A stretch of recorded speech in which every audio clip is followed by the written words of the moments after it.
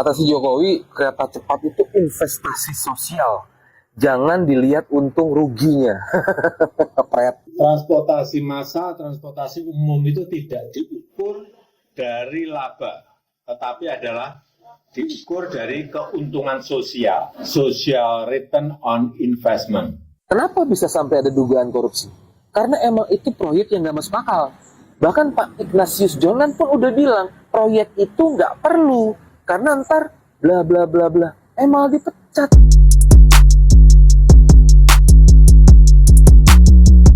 Kalau emang dari awal nggak nyari untung, harusnya nggak boleh pakai BUMN dalam bentuk perseroan terbatas atau PT. Karena yang namanya PT itu pasti cari untung. Kalau emang dari awal nggak nyari untung dan pakai embel-embel demi rakyat, harusan full pakai duit APBN dan harus minta persetujuan DPR. Dan kalau pakai duit APBN, karena itu duit rakyat, hitung-hitungannya pasti beda. Berarti harus pakai Jepang untuk pembangunannya. Kenapa? Karena harga yang ditawarin Jepang dan bunga utangnya itu jauh lebih murah. Cuman 0,1% daripada Cina yang bunganya 3,4%. Dan kalau emang dari awal nggak nyari untung, harusnya nggak pakai skema bisnis to bisnis. Karena kalau pakai skema itu jelas untuk cari untung. Namanya aja skema bisnis, simpel kan? Tambah bingung lagi kan lu gimana caranya ngebelain junjungan lu. Jadi sekarang tinggal tunggu bom waktu aja. Siapa yang berani bongkar dan siapa yang ditangkap. Begitu pula siapa yang bakalan dijadiin kambing hitam. Apa lu?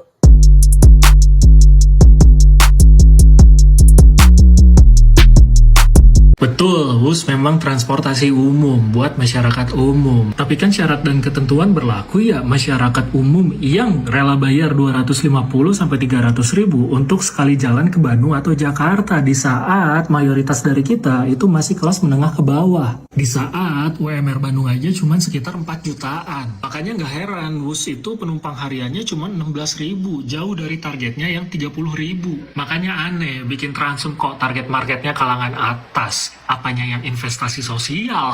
Beda sama Transjakarta, KRL, MRT yang sehari-hari dipakai sama pekerja, sama pedagang. Yang satu hari itu bisa ngangkut jutaan orang. Bahkan berdasarkan data, 96% penduduk Jakarta itu sudah terlayani oleh transportasi umum. Ini baru investasi sosial, manfaatnya kerasa. Namanya infrastruktur, itu pasti bisa dipakai guys. WUS ada yang naik. Tapi dalam pembangunan infrastruktur tersebut, apakah prudent atau enggak? Artinya, sesuai kebutuhan masyarakat gak? Lebih banyak beban atau manfaatnya? Pendanaannya sehat gak? Tepat guna gak? Jadi ya pembangunan tuh bukan asal jadi, bukan yang penting ada. Apalagi karena FOMO. Akhirnya, mantan Presiden Jokowi buka suara soal proyek kereta cepat WUS. Pak Jokowi bilang, proyek ini sejak awal bukan untuk cari untung, tapi investasi sosial jangka panjang. Katanya, prinsip transportasi massal itu layanan publik, bukan mencari laba. Pernyataan ini kelihatannya benar, tapi konteksnya salah. Yang dipersoalkan publik bukan tujuan sosialnya, tapi tata kelolanya. Masalahnya bukan di ide kereta cepat, tapi di bagaimana proyek ini dijalankan. Penuh kejanggalan dari awal sampai seterusnya. Awalnya, proyek WUS dijanjikan murni B2B antara Indonesia dan Cina tanpa beban APBN. Tapi faktanya malah minta suntikan dari negara. Bahkan bikin BUMN terlilit utang. Dan yang mengubah juga Pak Jokowi sendiri melalui Perpres nomor 93 tahun 2021 dari skema bisnis berubah jadi beban publik. Jadi wajar kalau publik bertanya, kenapa biaya WUS bisa jauh lebih mahal dari negara-negara lain, bahkan dari Cina sendiri? Masalahnya jelas, tata kelola yang buruk dan keputusan politik yang tidak rasional. Dulu Jepang menawarkan proyek lebih murah dengan bunga lebih rendah, tapi pemerintah justru memilih Cina yang biayanya lebih tinggi dan pinjamannya lebih berat. Hasilnya, cost of run besar, beban BUMN meningkat, dan publik yang akhirnya menanggung. Jadi, ini bukan soal WUS untuk rakyat seperti klaim investasi sosial. Masalahnya, siapa yang bertanggung jawab atas tata kelola yang buruk dari awal dan dugaan markup serta korupsi ini? WUS boleh cepat, tapi kebocoran uang rakyatnya ternyata jauh lebih cepat. Pertanyaannya, bisa nggak presiden diadili karena mengambil kebijakan yang merugikan rakyat? Bisa, tapi nggak di Indonesia. Kalau di Indonesia, kita nggak mengenal tradisi akuntabilitas. Mantan presiden atau pejabat publik selalu dianggap suci. Nggak bisa disentuh, spesial di mata hukum. Padahal enggak loh. Kita selalu nganggap pejabat publik itu, udahlah, Jokowi kan udah menjabat 10 tahun, jasanya udah banyak, bendungan udah dibuat, jalan tol udah dibuat, infrastruktur dibuat. Loh, kok giliran pembangunan yang berhasil dianggap karya Jokowi? Tapi kalau hutang kayak kereta cepat, anggaran yang besar kayak IKN dan merugikan, sampai mau mangkrak sekarang, bukan dianggap tanggung jawabnya Jokowi. Kenapa double standar gini? Giliran rezim yang berkuasa kayak Jokowi, punya kebijakan yang merugikan, penegak hukumnya lelet. Nggak ada kemudian upaya untuk mempidanakan atau mengadili. Kalau oposisi yang lagi berisik kayak Tom Lembong bikin kebijakan impor gula yang mana kebijakannya juga disetujui Jokowi, penegak hukumnya cepet banget pengen mempidanakan Tom Lembong. Double standard kan? Kebijakan itu nggak bisa dipidana harusnya kalau menurut undang-undang. Tapi kalau koruptif, kolusi, nepotisme, berkhianat itu bisa. Tapi hanya berlaku buat oposisi. Buat rezim berkuasa, nggak berlaku. Itulah lemahnya penegakan hukum di Indonesia. Jadi jangan pernah alergi sama tagar adili Jokowi. Karena di Korea Selatan, Amerika, Perancis biasa aja mantan presiden diadili. Karena membuat kebijakan yang koruptif, abuse of power, dan merugikan rakyat. Akhirnya dia buka suara setelah sebelumnya bungkam bahwa itu katanya proyek transportasi massal dan memang tujuannya bukan tidak untuk mencari laba. Keputusan Jokowi buka suara itu kan menunjukkan ya dia ternyata mulai gelisah ya melihat tuntutan yang begitu deras dari masyarakat. Ya, pada akhirnya Presiden Jokowi berkomentar soal UUS ini. Sebenarnya bukan berkomentar, terpancing untuk berkomentar. Itu menanda bahwa ada sesuatu yang dia atau beliau antisipasi membahayakan. Membahayakan siapa? Yang membahayakan dirinya karena dia yang lagi disorot di dalam kasus kereta cepat ini. Jadi kita bisa baca psikologi Pak Jokowi untuk apologetik, mencoba untuk mencari pembenaran terhadap kebijakan anggaran WUS ini yang sekarang justru sedang diperiksa. Saya nggak tahu diperiksa atau disidik atau diselidiki. Yang penting soal ini sudah masuk di dalam wacana korupsi, karena itu KPK sudah turun tangan, itu masalahnya. Jadi kalau kita bedakan dengan seluruh isu menyangkut Presiden Jokowi di masa lalu, dinasti, jasa palsu, fufafa, kelihatannya atau terlihat cukup efektif isu yang diangkat oleh media massa itu yang setiap hari disorot itu soal WUS ini. Dan poin dasarnya adalah bukan soal pembelaan Pak Jokowi bahwa ya ini untuk kepentingan sosial maka keuntungan sosialnya yang harus didahulukan. Ya bukan soal keuntungan sosial, kerugian yang disebabkan oleh salah perencanaan itu yang dipersoalkan, dan kerugian itu sudah mulai dikaitkan dengan manipulasi kan. Jadi masalahnya adalah kereta cepat ini diduga itu di markup. Kereta cepat ini diduga ada cashback segala macam tuh.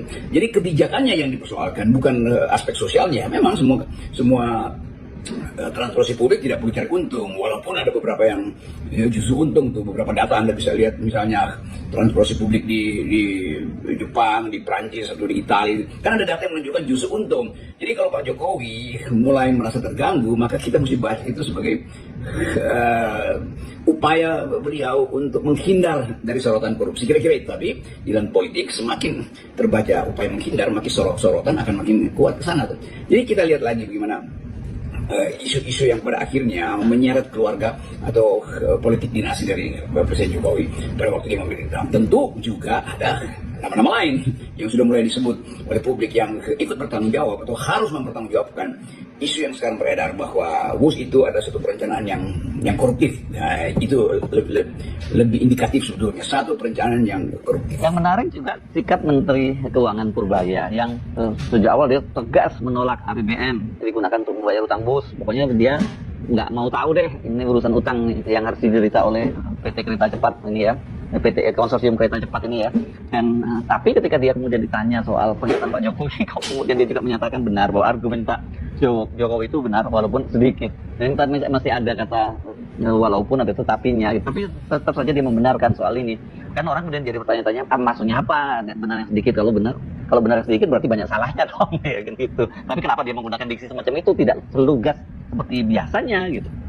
Ya, tapi di pihak Pak Purbaya yang di awal sebetulnya memicu perdebatan ini atau kontroversi ini, beliau Purbaya mulai juga apologetik. Kan komentar Purbaya ketika ditanya soal itu, soal komentar Pak Jokowi bahwa itu ada di media sosialnya, Purbaya membenarkan, walaupun dia mengatakan ya itu sedikit benar bahwa ada aspek sosial. Tetapi kan dari awal Purbaya mendorong publik untuk mempersoalkan pindahnya pembiayaan itu dari APBN ke bisnis kan.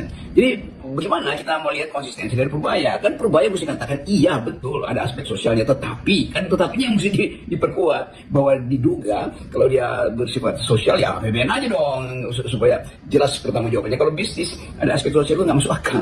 Jadi kelihatannya Purbaya juga apologetik.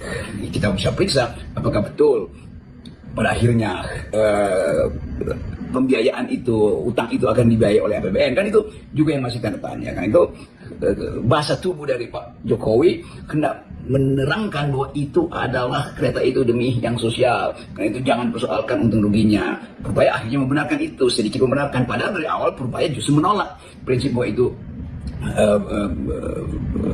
bisnis yang merugikan masyarakat, kan itu dasarnya kan. Jadi karena dia merugikan maka Purbaya nggak mau bayar sebagai Menteri Keuangan. Jadi kita lihat bagaimana transaksi argumen ini, dua-duanya apologetik. Purbaya apologetik, Jokowi juga apologetik. Tetapi yang betul-betul menuntut supaya ada kejelasan di dalam kasus ini adalah publik, dan itu duduk perkara ini akan terus menjadi sorotan. Nah, kita mau lihat misalnya di dalam adu argumen atau adu apologia antara Jokowi dan Purbaya, di mana posisi presiden kan itu pada akhirnya yang mungkin Pak Purbaya juga lagi menunggu sinyal presiden diteruskan nggak ini, atau berakhirnya mungkin Purbaya mengatakan presiden sudah perintahkan supaya pakai APBN. Mana kita tahu pembicaraan di belakang layar kan. Tetapi yang jelas yang terbaca adalah Presiden Jokowi cemas kalau isu ini dilanjutkan maka dia akan mendahului bahkan soal ijazah palsu, soal fufafa, karena KPK sudah mengambil langkah untuk menjadikan ini sorotan, dan KPK sudah minta supaya semua yang punya data itu tolong disampaikan ke KPK untuk mempercepat dan mencernihkan sebetulnya dulu perkara dari kasus WUS. Kasus WUS ini kan tampaknya sudah menjadi burning issue. Bahkan tadi Anda memprediksi ini bakal lebih cepat bergulir karena hukum dibandingkan kasus ijazah Jokowi. Kalau kasus ijazah Jokowi memang bulat aja ini. Sekarang tinggal bagaimana keseriusan KPK yang mengaku telah menyelidikinya dan bagaimana sikap dari pemerintahnya Prabowo. Ya betul, saudara. Sebuah publik menunggu kelanjutan kasus ini. Kan tidak mungkin ini tiba-tiba dihentikan lagi karena permintaan khusus dari seseorang yang mulai terdesak atau karena transaksi baru terjadi antara Presiden Jokowi dengan Menteri Keuangan Purbaya. Tetap ini isu yang akan jadi tagihan publik untuk diselesaikan, karena skala korupsinya itu kalau bisa diperlihatkan satu waktu nanti itu betul-betul mencengangkan, dan itu penanda pertama bahwa Republik ini memang menyimpan berbagai macam kasus dan skandal sebetulnya, tapi dia harus diselesaikan secara hukum atau secara politik, kan itu hanya itu pertanyaannya kan. Nah, saya menganggap bahwa Presiden Prabowo mengerti pada akhirnya, dengan mudah kita pahami bahwa kalau masalah ini dibuka itu banyak betul orang atau sedikit orang yang kedudukannya tokoh itu akan ada di situ. Nah, justru karena kedudukannya tokoh maka dia sensitif.